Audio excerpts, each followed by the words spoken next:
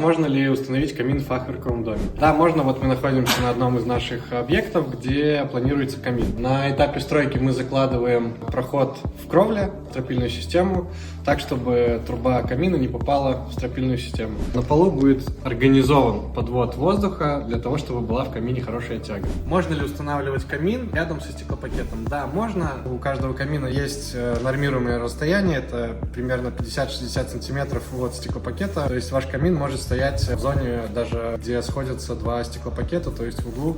Это очень классно смотрится, когда у вас стоит камин и вы одновременно видите улицу.